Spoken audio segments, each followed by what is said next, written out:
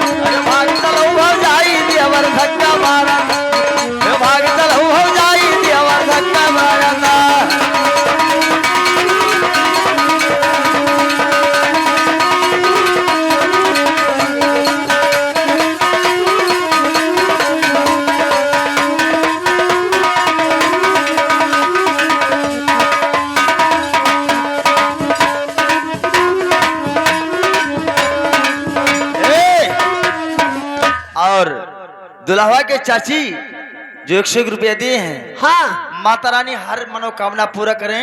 कैसे? अच्छा कैसे? जियो जियो भैया मेरे ये आशीर्वाद